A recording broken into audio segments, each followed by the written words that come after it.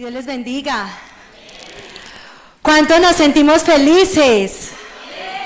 Gracias a Dios, que esa alegría se vea siempre en nuestras vidas, que podamos siempre venir con toda la disposición a la casa de Dios para adorarle con toda el alma, con todo el corazón. Bueno, les quiero contar que vamos a tener una prédica que es como una charla, por decirlo así. Básicamente es que hace unos cuantos años empecé a estudiar un poquito acerca de la presciencia científica de la Biblia. Es decir, todos esos hechos científicos que están en la Biblia desde hace muchos años, desde hace miles de años, pero realmente mucho tiempo después, y a partir sobre todo después de Cristo, a partir del siglo XV, del siglo XVI, empezaron como a despertarse y a aparecer muchas verdades que ya Dios las había hablado por medio de su palabra. Y me pareció importante hablarlo en esta hora, hermanos, porque a veces nosotros durante todo este año en los cultos de alabanza hemos sido muy enfáticos en que la adoración a Dios va más allá, ¿cierto? Siempre estamos hablando que la adoración a Dios es entrega total a Dios, que es obediencia, que es vivir por completo en comunión con Dios y entendiendo quién es el Dios a quien nosotros adoramos. Amén. Entonces, a veces, hermanos, miren, todos los cristianos tenemos situaciones en las que se nos puede debilitar la fe y de pronto se nos puede llegar a olvidar todas las cosas tan maravillosas que Dios ha hecho en nuestra vida, ¿cierto? Todos en algún momento podemos llegar a pasar por alto los milagros de Dios en nuestra vida. Pero la palabra de Dios dice, cielo y tierra pasarán, pero mis palabras no pasarán. Amén. Así que la verdad de Dios escrita por medio de la Biblia es absoluta. Y eso es algo que quiero que nos llevemos esta noche grabado en nuestra mente. Nuestra adoración a Dios inspirada por la palabra de Dios. Amén. Y hay un versículo muy lindo que encontré en Isaías que dice, Señor, tú eres mi Dios, te exaltaré y alabaré tu nombre, porque has hecho maravillas desde tiempos antiguos y tus planes son fieles y seguros. Amén. Hay otro versículo con el que también quiero empezar para que lo tengamos presente. Y dice, y nosotros no hemos recibido el espíritu del mundo, sino el espíritu que proviene de Dios, para que sepamos lo que Dios nos ha concedido, lo cual también hablamos, no con palabras enseñadas por sabiduría humana, sino con las que enseña el Espíritu. Amén. Bueno, voy a invitarles ahora sí para que leamos la palabra de Dios en Isaías, el capítulo 40, versículo 12. Ese capítulo, realmente esa parte del capítulo 40 es absolutamente hermosa. Y la vamos a leer hasta el versículo 22. Amén. La vamos a leer todos juntos. Yo voy a esperar a que todos encontremos. Si no lo tiene ahí la Biblia, lo vamos a leer de allí. Todos juntos. ¿Estamos listos? Vamos a concentrarnos en esta hora porque realmente para entender la palabra de Dios tenemos que leerlo concentrados. Amén. Dice, ¿quién midió las aguas con el hueco de su mano y los cielos con su palmo? Con 3 dedos juntó el polvo de la tierra y pesó los montes con balanza y con pesas los collados. ¿Quién enseñó al Espíritu de Jehová o le aconsejó enseñándole? ¿A quién pidió consejo para ser avisado? ¿Quién le enseñó el camino del juicio o le enseñó ciencia o le mostró la senda de la prudencia? He aquí que las naciones les son como la gota de agua que cae del cubo, y como menudo polvo en las balanzas les son estimadas. He aquí que hace desaparecer las islas como polvo. Ni el Líbano bastará para el fuego, ni todos sus animales para el sacrificio. Como nada son todas las naciones delante de él, y con su comparación serán estimadas en menos que nada, y que lo que no es. ¿A qué pues haréis semejante a Dios? ¿O qué imagen le compondréis? El artífice prepara la imagen, la talla, el platero, le extiende el oro y le funde cadenas de plata. El pobre escoge ofrecerle madera que no se apoliche, que busca un maestro sabio que le haga una imagen de talla que no se mueva. ¿No sabéis? ¿No habéis oído? ¿Nunca lo os han dicho desde el principio? ¿No habéis sido enseñados desde que la tierra se fundó? Él está sentado sobre el círculo de la tierra, cuyos moradores son como langostas. Él extiende los cielos como una cortina, los despliega como una tienda para morar. Amén. Ese mismo Dios que extiende los cielos, que está sentado sobre el círculo de la tierra, que hace polvo las islas y las desmenuza como nada, en el versículo 29 dice: Él da esfuerzo al cansado y multiplica las fuerzas al que no tiene ninguna. Los muchachos se fatigan y se cansan, los jóvenes flaquean y caen, pero los que esperan a Jehová tendrán nuevas fuerzas, levantarán alas como las águilas, correrán y no se cansarán, caminarán y no se fatigarán. Es decir, que el Dios de esta iglesia, el mismo que extendió los cielos, y ahorita vamos a ver una serie de argumentos que están en la Biblia, científicos, ese es el Dios de esta iglesia, no es otro, no es de pronto un Dios mitológico que los griegos tenían, por ejemplo, su Dios. Ahorita vamos a ver algunos apuntes de eso, o en la India, que también tienen un Dios para cada cosa. Hay un solo Dios que creó todo. Ningún otro libro escrito hace tantos años tiene las verdades que tiene la Biblia. Y la Biblia es la palabra de Dios, y es el libro con el que esta iglesia se fundamenta. Amén. 5 fundamentos de la ciencia. Herbert Spencer es un físico el periodo de vida es desde 1820 hasta 1903, un físico inglés, y digamos que es conocido como el físico más popular en su época. Y en el momento en que él estaba estudiando, argumentó los 5 fundamentos de la ciencia: tiempo, fuerza, acción, espacio y materia. Y a ver si alguno de pronto sabe estos 5 fundamentos de la ciencia, ¿dónde están en la Biblia? ¿En dónde estarán? En Génesis. ¿En qué capítulo? En el 1. ¿Y en qué versículo? En el 1. Capítulo 1, versículo 1 dice: en el principio creó Dios los cielos y la tierra. Y es tal cual los mismos principios de la ciencia. 3000 años atrás ya Moisés había dicho los 5 fundamentos de la ciencia. Amén. ¿Qué les parece esto? Lindo, ¿cierto? Hay otro muy, muy, muy lindo, y fue donde nosotros leímos. Pitágoras, del 600 al 500, fue como el primero que empezó a hablar acerca de que la tierra ya no era plana, como la concebían, sino que era una circunferencia.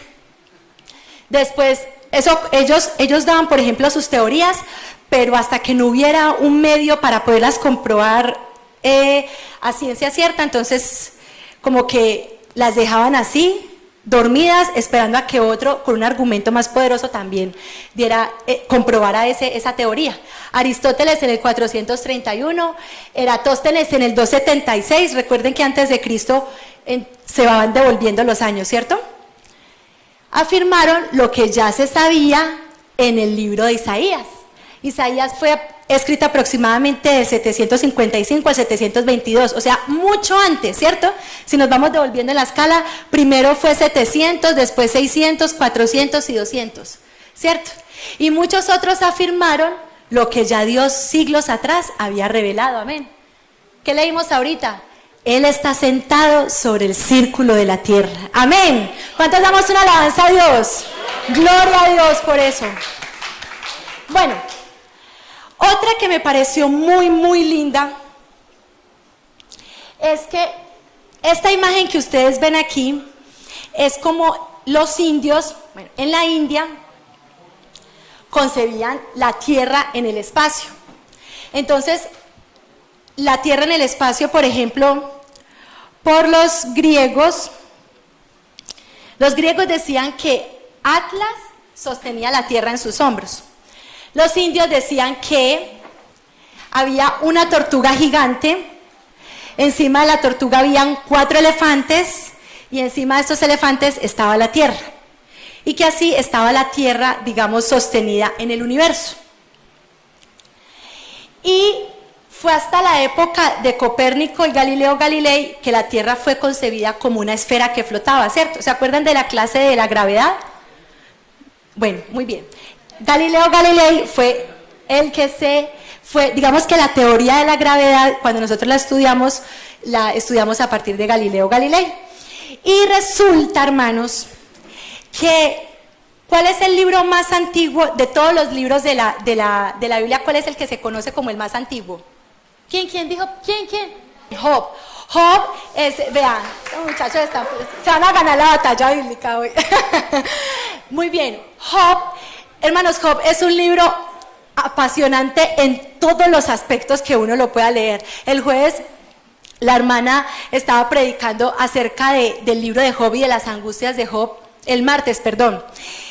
Y realmente hay un sinnúmero de verdades científicas en el libro de Job, y a mí me parece especial porque en ese momento de angustia que vivió este hombre, Dios le reveló muchas cosas.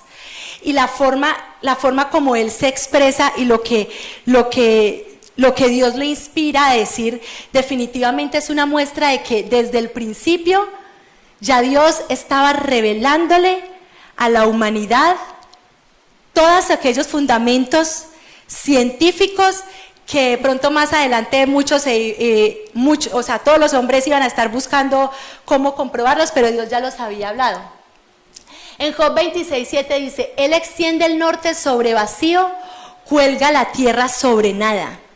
Cuando los indios más en la India decían que eran los elefantes, cuando los griegos decían que era Atlas, ya Job había dicho muchos años atrás, miles de años atrás, que la tierra colgaba sobre nada. Amén. Dice que del libro de Job a Copérnico, que fue el primero que dijo que la tierra flotaba, hay cerca de 3000 años de diferencia. Amén. Amén. Y también en Job encontramos algo que es muy especial, porque digamos que, ¿a cuánto les gusta la física? Uy, no se escucha ni un amén. Muy bien. Este es un principio de la física, porque dice en Job 26:28 y también está en el capítulo 38, el versículo 25.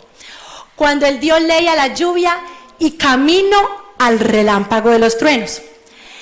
Miren, por siglos, desde antes de Cristo y después de Cristo, se creía que los truenos caían de repente, que digamos, pero ellos se ponían a mirar y veían, y uno se ponía a ver, ¿cierto?, los truenos, entonces hay unos que caen así, hay otros que caen así, entonces decían, no, el movimiento de los truenos como caen, como se ven reflejados, es aleatorio, no es algo que esté definido. Pero en el siglo XVIII se comprendió que los rayos no caen por azar, sino por un camino trazador de cargas. Entonces, previamente caen los rayos, dice, hay un fragmento que del artículo, digamos, a partir del cual se fundamenta esto, dice, en una nube de tormenta se acumula una enorme cantidad de cargas eléctricas de un signo y sobre la superficie terrestre se acumula una cantidad semejante del signo contrario, ¿cierto? Entonces en las nubes el positivo, en la tierra el negativo, ambas deseando juntarse. Cuando la tensión alcanza un límite, salta la chispa. Entonces, el camino es definido por esa diferencia de cargas. ¿Qué iba a saber? O sea, ¿cómo Job iba a poder tener los argumentos para poder saber que es que hay unas cargas en las nubes y otras cargas en la tierra y que esas cargas forman un camino y por ese camino ya los truenos no caen al azar, sino que se forma, es como una ruta invisible. ¿Cómo iba a poder saber Job esto, hermanos? Si no es porque hay un Dios todopoderoso que lo sabe todo desde el principio. Todo desde antes de formarnos a nosotros.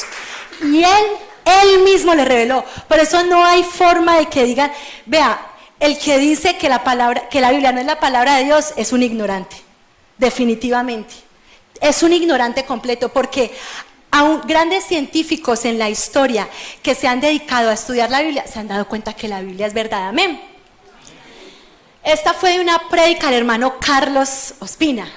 ¿Cierto? Esa foto la recuerda el hermano. El ciclo del agua. Y es muy lindo, hermanos, porque el ciclo del agua fue reconocido hasta 1740. Y también en Job, o sea, póngale Réstele 1740 más otros 3000 años, más otros 2000 años, 2500. Dice Job en el capítulo 36, el versículo 27. Mire lo que dice. Él atrae las gotas de las aguas al transformarse el vapor en lluvia. Hermanos, es tal cual la descripción del ciclo del agua. Mire, tal cual, porque estas personas, Perrault y Marionette, fueron los que descubrieron que el agua por medio del sol, o sea, que el agua era evaporada de la superficie de las aguas por medio del sol, que ese vapor se transformaba en nubes y que esas nubes destilaban la lluvia. Entonces, todo el ciclo del agua está resumido en Job 36:27, perdón. Hermanos, una serie de realidades de la palabra de Dios que realmente tenemos mucho Dios, ¿cierto? Este Dios de esta iglesia es el Dios, el único, el Dios todopoderoso, aleluya, aleluya. Bueno, volvemos con la clase de física. ¿Ustedes han escuchado de la primera y la segunda ley de la termodinámica? Bueno, ¿ustedes se acuerdan de la propaganda del tarrito rojo hace muchos años que decía, la energía no se crea ni se destruye, solo se transforma? Tarrito rojo. Bueno, esa era la primera ley de la termodinámica. Esa es la primera ley. Y la segunda ley dice, la cantidad de entropía del universo tiende a incrementarse en el tiempo. ¿Eso qué significa? La entropía es el desorden. Quiere decir que en el universo todo el tiempo están... Ustedes sí saben que las estrellas cuando se mueren brillan. Entonces lo que nosotros vemos en el cielo son puros cadáveres, ¿cierto? De pequeños astros que al colapsar la cantidad de nitrógeno que tienen, se mueren y empiezan a brillar. Resulta que ese mismo desorden es el que hace que la Tierra se vaya envejeciendo. Esta es una foto del 1978 al 2012. Si ven ustedes cómo se ve diferente, ¿cierto? En los colores se alcanza a ver cómo la Tierra se está envejeciendo. A causa, y lo que explica ese envejecimiento de la Tierra es esa segunda ley, que dice que el desorden, o sea, la entropía, tiende a incrementarse. Pues resulta que en Isaías 51:6, que fue escrito más o menos ¿en qué año? Del 722, o sea, hay varios datos, 722, 718, pero más o menos de 722 es donde arranca. Imagínense, ¿eso hace cuántos años? Dice, porque los cielos serán deshechos como humo y la tierra se envejecerá como ropa de vestir. El envejecimiento de la tierra ya aparecía en el libro de Isaías y fue explicado muchos años durante este siglo por la segunda ley de la termodinámica. Entonces, en la Biblia está todo, absolutamente todo. Amén. También en Hebreos 1:11 lo dice y en Salmos 102:26. Vamos a leer Salmos 102:26, como para que leamos un momentico la Biblia. 102:26, mire lo que dice. Ellos perecerán, mas tú permanecerás, y todos ellos como una vestidura se envejecerán, como un vestido los mudarás y serán mudados. Pero tú eres el mismo y tus años no se acabarán. Todo envejecerá, la tierra, todo, y lo va mostrando, pero Él es el mismo, amén. Hay otro tema también muy lindo, que es acerca de la biología, y es que en Levíticos, Moisés dijo, la vida de la carne en la sangre está. Miren, Levíticos, que es uno de los primeros libros de la Biblia, ¿cierto? Los primeros 5 libros del Pentateuco de la Biblia, el tercer libro, es un libro que tiene, en Levíticos, sí, y en Números, uno ve cómo Dios empieza a darle ciertos argumentos, ciertas normas al pueblo de Israel, ¿cierto? Una serie de normas para que ellos convivan en el desierto. Y también allá hay unas verdades muy especiales, pero entonces Durante mucho tiempo, el hombre pensó que la sangre era como sudor. O sea, que los órganos estaban allí, pero no habían descubierto la hemoglobina, ¿cierto? Que la hemoglobina, o digamos así, el glóbulo rojo que tiene la hemoglobina, y en esa hemoglobina está algo muy lindo, que es lo que nos hace a nosotros, uno de los elementos más importantes que nos hace subsistir en esta tierra, que por ejemplo no lo tiene Marte, y es el oxígeno, ¿cierto? Y en la concentración adecuada. Y resulta que durante estos últimos siglos se descubrió que la sangre transporta oxígeno, es decir, que la vida de la carne está en la sangre. ¿Por qué? Porque, ¿qué pensaba el hombre? No, el oxígeno está afuera y entra, pero no sabían que era la sangre el vehículo de ese oxígeno, y Moisés ya lo sabía. Bueno, Moisés no, Dios se lo reveló, amén. Moisés estaba en lo correcto, los glóbulos rojos transportan sangre.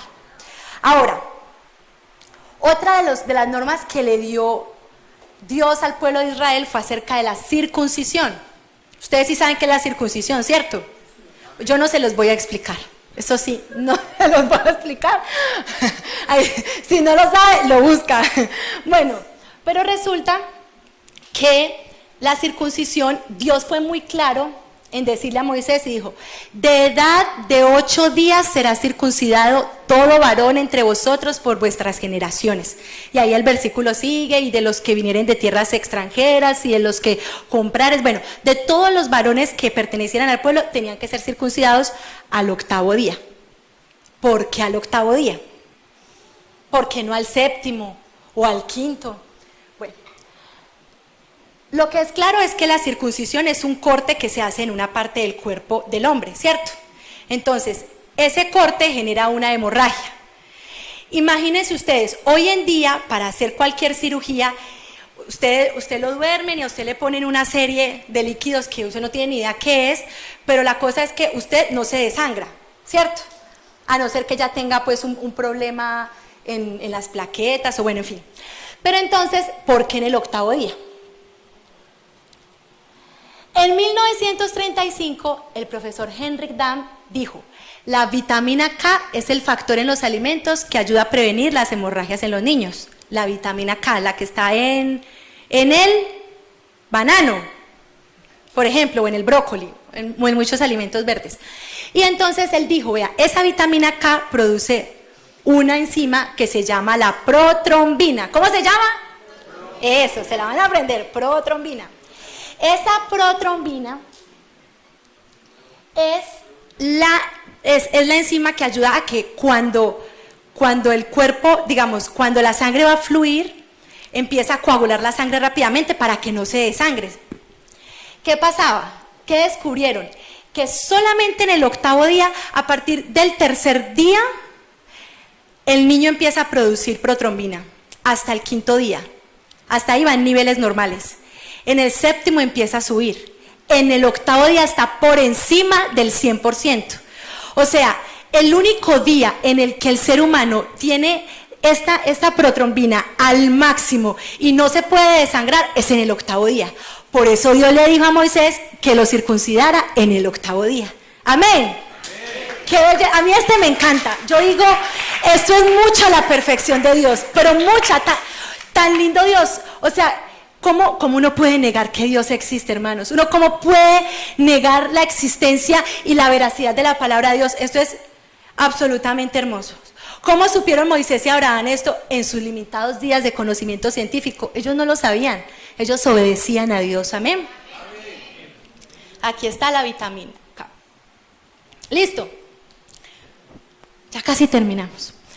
¿Cómo va la clase? Bueno, pero esto es importante que nos lo aprendamos, hermanos, que tengamos presente. Hay muchas, miren, hermanos, en un informe que salió en el 2012, donde se hizo una investigación estadística sobre cómo iba en aumento el ateísmo, si aumentaba o disminuía, dice que la encuesta mostró que en un año había aumentado un 3% el porcentaje de los ateos. Decía la encuesta también que la religiosidad ahí estamos nosotros, dentro de esas encuestas estamos nosotros como religiosos, el 66% con menores ingresos son religiosos, frente al 49% que tienen más altos ingresos, el 40, no, eso sería 66 menos 100, 36, 34. Entonces, lo que dicen las encuestas y las estadísticas es que la gente entre menos estudio tiene, más religiosa es. Pero la palabra de Dios, hermanos, tiene todos los argumentos para que una persona entre más la estudie, más se enamore de ella. ¿Quiénes somos los mensajeros de Dios para mostrar estas verdades? Nosotros, ¿cierto que sí? Para que cuando nosotros adoremos a Dios, seamos conscientes de a quién es que estamos adorando. Cuando nosotros pidamos algo a Dios, seamos conscientes a quién le estamos pidiendo. Y cuando nosotros hablemos de este Dios, también seamos muy conscientes que este Dios es el Dios todopoderoso y que su verdad es infinita por los siglos de los siglos. ¡Aleluya! Bueno, aquí el amigo el cerdo aparece como protagonista. Resulta que en Levíticos capítulo 11 uno empieza a leer y Dios le empieza a decir que no coman cierto tipo de animales. Y entre esos se resalta el consumo del cerdo. No es que yo les vaya a decir que no coman cerdo, no pueden comer cerdo. Pero resulta que el cerdo tiene que tener un tratamiento especial. Normalmente en las carnicerías, por ejemplo los restaurantes que tienen platos pues muy caros y eso, piden que una carne de cerdo tenga siquiera de 4 a 8 días de maduración, o sea que esté almacenada a cierta temperatura muy fría, no sé si la maduración es como entre 2 y 4 grados, porque resulta que el cerdo cuando se muere, él libera un parásito que se llama la Trichinella spiralis. Cuando él lo matan, él libera ese parásito como un sistema de defensa. La trichinela se muere 24 horas después, de 24 a 48 horas. Por eso uno, irse a un paseo, matar el cerdo y comérselo, eso sí, hermano, le digo que es el peor error que uno puede cometer, porque el parásito no se ha muerto todavía. O sea, si usted se comió el cerdo así, gracias a Dios no le ha pasado nada, pero es súper peligroso. Entonces, además que necesita un proceso de refrigeración para poder que ya la carne esté en perfectas condiciones. Como ellos en el desierto no tenían esas condiciones, ¿qué les dijo Dios? Pues no la coman, y punto. Y así les quita, porque esta trichinela, ¿qué iban a saber ellos de trichinela y de parásitos?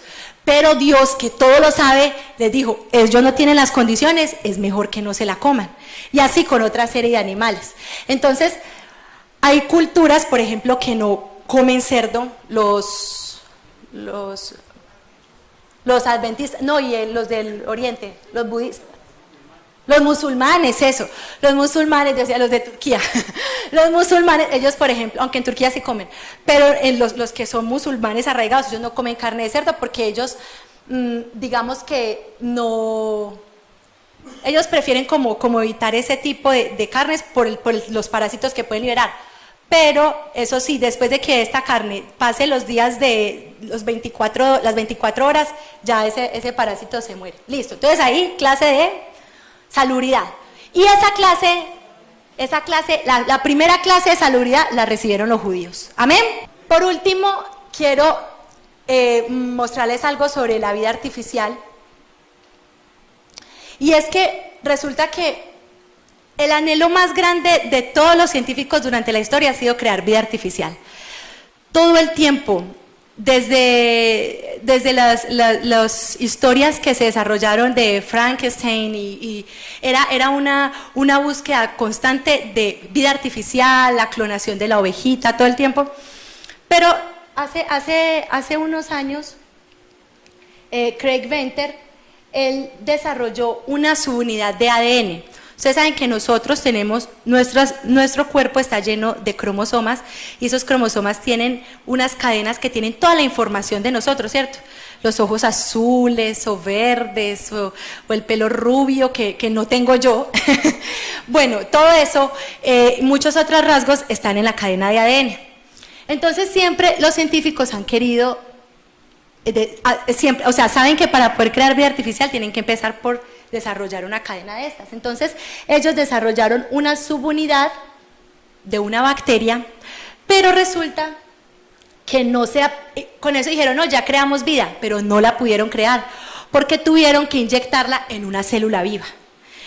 Entonces, inclusive estaba leyendo, hay otra cadena que sacaron también para una levadura de cerveza, pero también tuvieron que inyectarla en una célula viva. Entonces, hermanos, si la Biblia dice que en el principio creó Dios los cielos y la tierra, y la palabra de Dios dice, porque las cosas invisibles de Él, su eterno poder y deidad, se hacen claramente visibles desde la creación del mundo, siendo entendidas por medio de las cosas hechas, de modo que no tienen excusa, es porque no hay excusa. Las cosas ya fueron hechas, la tierra ya fue creada. Tanto es así, hermanos, que miren que la teoría del evolucionismo se cae con la segunda ley de la termodinámica. Porque si la teoría de la evolución fuera cierta, pues podríamos ver algo que fuera en evolución. Pero al contrario a todo lo que podamos decir, la Tierra va en envejecimiento, la Tierra va en deterioro, las especies se van deteriorando, se van extinguiendo. Las especies nuevas que aparezcan no son porque aparecieron, no es porque evolucionaron en este siglo, no, es porque no hayan sido descubiertas. Pero la palabra de Dios es viva, es eficaz. La palabra de Dios es la verdad. Y la palabra de Dios dice, Jehová es grande y ha de ser alabado en gran manera, y su grandeza es inescrutable, es inquebrantable. Así que, hermanos, la invitación en esta hora es para que nos afirmemos en la palabra de Dios y nos apoderemos de estas verdades tan hermosas que están en la palabra de Dios. Hay muchísimas más. Ahorita, hermanos, con el internet ya no es como antes, que uno tiene que ir a buscar en un montón de libros. Uno encuentra toda clase de información. También tiene que tener uno cuidado porque encuentra de pronto cosas que no están realmente validadas por la ciencia. Pero la palabra de Dios es absolutamente exquisita. Qué bueno que cada día nosotros podamos estar convencidos de que, así como cantábamos ahorita en esa canción la canción de Santificado, la segunda estrofa dice, las naciones y el universo fueron hechas por tu voz. Así fue, hermanos, cuando Dios habló, fueron hechos los cielos y la tierra. Y en la tierra sea tu voluntad, como en el cielo es. Como en el cielo es. Esa es la verdad de nosotros. Por eso Él es santificado, Señor y majestad, divina autoridad. Vamos a ponernos de pie en esta hora. Se van a poner de pie ustedes, hermanos. Y yo quisiera en este momento, hermanos, que pensáramos en una petición que tengamos. Todos tenemos una petición. Yo estoy segura de eso porque Dios permite a veces que ciertas situaciones lleguen a nuestra vida para que nosotros nos afirmemos. Para que le conozcamos, para que le conozcamos en la abundancia y le conozcamos en la escasez, le conozcamos en la salud y también en la enfermedad. Y que esa necesidad que usted tiene, porque todos tenemos familiares que no han llegado a los pies de Cristo. Todos tenemos de pronto, podemos saber de un familiar de nosotros que tal vez no está firmado espiritualmente como quisiéramos, o que está sufriendo ataques y de pronto uno dice, qué bueno que se acordara del Dios que tiene. Todos tenemos tal vez una enfermedad, una situación económica, pero hay un Dios todopoderoso, el Dios que sopló. Miren, Él con barro creó al hombre, y como para que no quedaran dudas, cuando vino a la tierra, cogió barro, escupió y le puso los ojos a un ciego. Como para que no quedara duda, ¿cierto? Digo, si no quieren creer que yo creo al hombre con barro, pues les va a mostrar que hago ojos con barro. Hermanos, ese es el Dios de nosotros.